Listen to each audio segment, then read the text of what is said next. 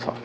جب صحابہ نے بیت المقدس کا محاصرہ کیا جو فلسطین میں تھا، تو ان کے پادری نے آ کر کہا کہ ہماری کتابوں میں لکھا ہے کہ کون آدمی اس کو فتح کرے گا، اس کی نشانیاں لکھی ہیں، وہ ہمیں دکھا دو تو ہم لڑے بغیر چابیاں تمہیں دے دیں گے، ورنہ ہم آخری خون کے قطرے تک تم سے لڑیں گے۔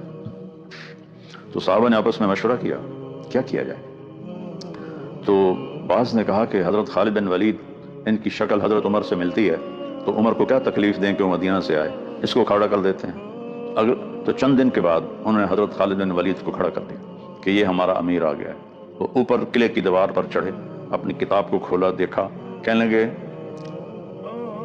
یہ وہ نہیں ہے، کأنہ ہوا، یہ اس کے مشابہ تو ہے پر یہ وہ نہیں ہے۔ پھر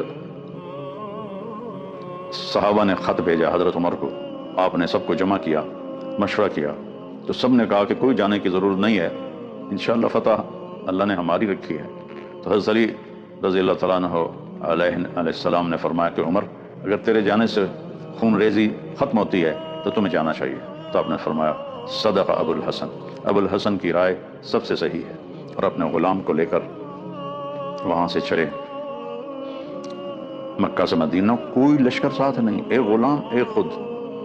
اور جب وہ داخل ہوئے تو باری باری اونٹ پہ سوار ہوتے تھے۔ جب وہ وہاں داخل ہوئے بیت المقدس کے قریب، تو اس وقت غلام کی باری تھی سواری کی اور عمر کی باری تھی پیدل چلنے کی۔ تو صحابہ نے استقبال کیا، ابو عبیدہ رضی اللہ تعالیٰ عنہ نے کہا امیر المومنین، یہ لوگ ظاہری لش پش کا بڑا خیال کرتے ہیں، تو برائے مہربانی یہ پیبند لگا کرتا بھی اتار دیں اور یہ اونٹ کو بھی چھوڑ دیں، ہم آپ کو گھوڑا پیش کرتے ہیں، لباس پیش کرتے ہیں، آپ اس پہ سوار ہو تاکہ ان پر روب پڑے۔ ہم نے کہا چلو ٹھیک ہے، تو آپ نے کپڑے بھی بدل لیے اور ایک ترکی گھوڑے پر بھی سوار ہوئے، 4 قدم چلے تو چھلانگ لگائی اور گھوڑے سے اتر گئے، ہلک امیرکم ہلک امیرکم، تمہارا امیر ہلاک ہو گیا۔ ابو عبیدہ نے پوچھا کیا ہوا؟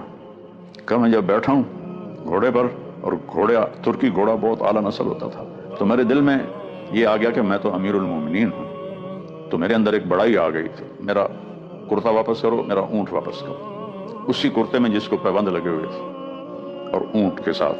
اگلے دن وہ پیش کیا تو سارے اوپر آئے، پادری کتاب کھولی تو دیکھ کر کہنے لگے ہاں یہ وہی ہے جو ہماری کتاب میں لکھا ہوا ہے، لیکن ایک نشانی کم ہے، ہماری کتاب میں ہے کہ اس کے کرتے میں 14 پیبند ہوں گے، لیکن اس سے ہم 12 دیکھ رہے ہیں۔ تو عمر رضی اللہ عنہ نے اپنے بازو اٹھائے تو یہاں اس بغل اور اس بغل میں بھی پیبند لگا ہوا تھا، کہ یہ دیکھو 2 یہ بھی ہیں، کہنے لگے ہاں تو ہی وہ ہے جو ہمارے ملک کو فتح کرے گا، اور دروازہ کھول کے چابیاں حضرت عمر کے حوالے فرما تھی۔ تو پہلی نماز وہاں ظہر کی پڑھی جانے لگی تو سب صحابہ نے حضرت عمر سے کہا کہ بلال سے کہو اذان دیں، چونکہ اللہ کے نبی کی وفات کے بعد انہوں نے قسم کھا لی تھی کہ میں اذان نہیں دوں گا۔ تو عمر رضی اللہ تعالیٰ عنہ نے بلایا کہ بلال، سیدنا بلال، آدمی اپنے نسب سے اونچا نہیں ہوتا، اپنے عمل سے اونچا ہوتا۔ ابو لہب بھی سید تھا لیکن عمل بندے کو اونچا بناتا ہے۔ کہ سیدنا، ہمارے سردار آقا بلال، یہ سارے مسلمان چاہ رہے ہیں کہ اذان دے دو۔ تو حضرت بلال رونے لگے کہ میں نے تو قسم کھائی تھی کہ میں اذان نہیں دوں گا، لیکن آج آپ کے فرمان پر میں اذان دوں گا۔ جب انہوں نے کہا اللہ اکبر تو 36,000 کا لشکر، کوئی ایک بھی نہیں تھا جو تاڑے مار کے نہ رویا، ایسا شور رونے کا کہ آسمان ہل رہا تھا۔ بلال کی اذان کے آخر تک سب کی ہچکیاں عمر سمیت رو رو کے سب کی داڑیاں تر ہو رہی تھی۔ پھر آپ نے وہاں پہلی نماز پڑھائی اور پھر اس کے بعد آپ واپس اسی طرح تشریف لے گئے، ایک غلام اور خود اپنی ذات۔ خلافت کا دور اس طرح گزارا، اور اللہ تعالیٰ نے ایسی کرامات دی تھی کہ حضرت ساریہ بن زنیم رضی اللہ تعالیٰ عنہ بندر عباس کے قریب ایرانیوں سے جنگ ہو رہی تھی، اور حضرت عمر جمعہ کا خطبہ دے رہے تھے، تو جمعہ کا خطبہ دیتے دیتے ایک دم کا یا ساریۃ الجبل الجبل یا ساریۃ الجبل الجبل یا ساریۃ الجبل الجبل، تو سارے پریشان ہو گئے، یہ کیا کہہ رہے ہیں، ساریہ تو ایران میں لڑ رہا ہے۔ تو نماز پڑھا کے اٹھے تو عبد الرحمن بن عوف کہنے لگے کہ یہ کیا تو نے شروع کر دیا تھا یا ساریۃ الجبل الجبل؟ فرمانے لگے اللہ نے میرے اوپر کھول دیا ساریہ کا لشکر، تو میں نے دیکھا کہ پہاڑوں میں دشمن چھپے ہوئے تھے اس پہ حملہ کرنے کے لیے، تو میں نے میرے منہ سے بے ساختہ نکلا پہاڑ سے بچو، پہاڑ سے بچو، پہاڑ سے بچو۔ تو 1 مہینے کے بعد قاصد آیا کہ جنگ میں ہم نے سنی آواز حضرت عمر کی الجبل الجبل الجبل الجبل، تو ہم نے اپنے ان کی پشت میں پہاڑ تھا تو ہم نے پہاڑ کی طرف منہ کر لیا، تو دشمن کے حملے کو پھر ہم نے ناکام کر دیا۔ اس طرح اللہ تعالیٰ نے آپ کی آواز کو وہاں تک پہنچایا۔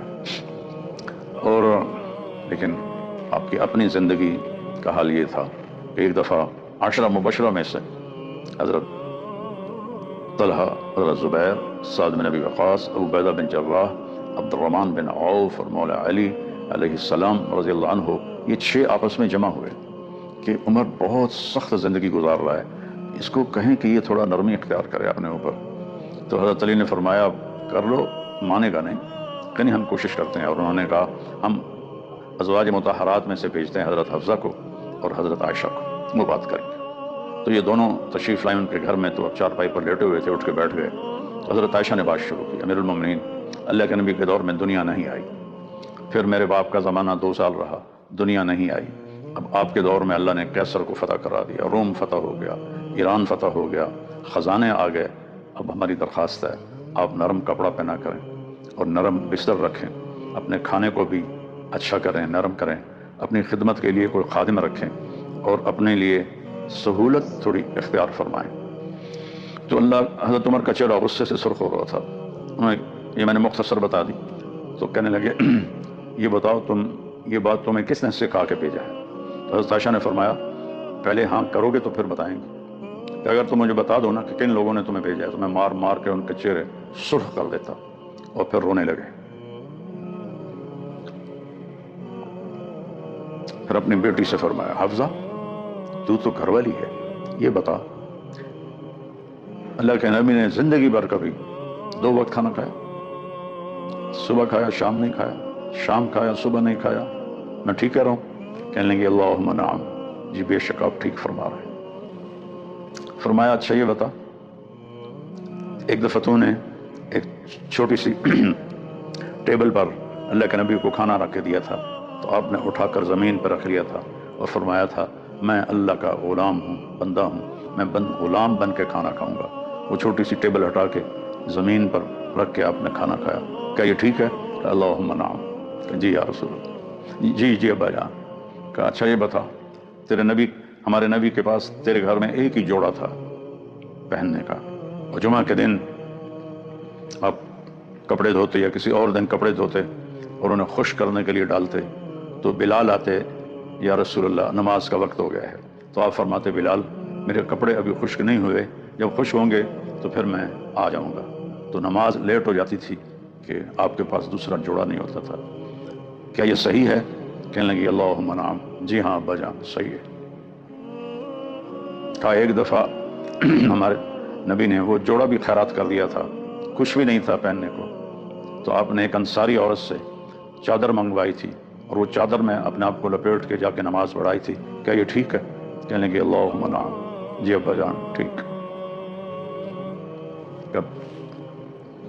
ہمارے نبی کا تیرے گھر میں بستر کیا تھا؟ ایک ٹاٹ تھا، رات کو دوہرا کر دیتی تھی، صبح اس کو میں کھول دیتی تھی۔ فرمایا ایک دن تو نے دوہرے کی بجائے چوہرا کر دیا تھا، 2 تہہ کی بجائے 4 تہہ لگائی تھی، تو اللہ کے نبی نے پوچھا تھا حفصہ میرا بستر تبدیل کر دیا ہے؟ کہ نہیں یا رسول اللہ وہی ہے، میں نے اس کی 2 کی بجائے 4 تہیں لگا دی۔ فرمایا حفصہ میرے بستر کو ویسے ہی بچھا دو جیسے پہلے بچھاتی تھی، اس نے مجھے رات کو اٹھنے میں مشقت میں ڈالا، میں آسانی سے اٹھ نہیں سکا، اس ٹاٹ کو اسی طرح دوہرا ہی رہنے دیا۔ اور پھر فرمایا حفصہ تو گھر والی ہے، یہ بتا میرے نبی نے کبھی زندگی میں پیٹ بھر کے کھانا کھایا ہو 2 ٹائم؟ کہنے لگی جی نہیں۔ کہ میں ٹھیک کہہ رہا ہوں؟ ٹھیک کہہ رہا ہوں؟ کہا آپ ٹھیک کہہ رہے ہیں۔ پھر فرمایا عائشہ حفصہ جنہوں نے تمہیں بھیجا ہے انہیں کہہ دو کہ 3 دوست تھے، وہ منزل کی طرف چلے، ایک چلا اور پہنچ گیا جناب رسول اللہ، پھر دوسرا چلا اور وہ بھی منزل پہ پہنچ گیا جناب ابو بکر رضی اللہ عنہ، لیکن نبی کی قبر کے ساتھ ان کی قبر بنی، اب تیسرا راستے میں ہے، ان کے راستے پر چلے گا تو ان سے جا ملے گا، ادھر ادھر ہو گیا تو وہ پہنچ نہیں پائے گا۔ اور پھر بہت روئے اور فرمایا عائشہ حفصہ اللہ کی قسم میرے نبی مجھے جس حال پر چھوڑ کر دنیا سے گئے تھے اسی حال پہ رہوں گا اور اسی پہ مروں گا یہاں تک کہ میرا اللہ مجھے اپنے ساتھیوں سے ملا دے۔ اتنی 22 لاکھ مربع میل کی سلطنت اور کھانا ایک غریب کے گھر سے بھی زیادہ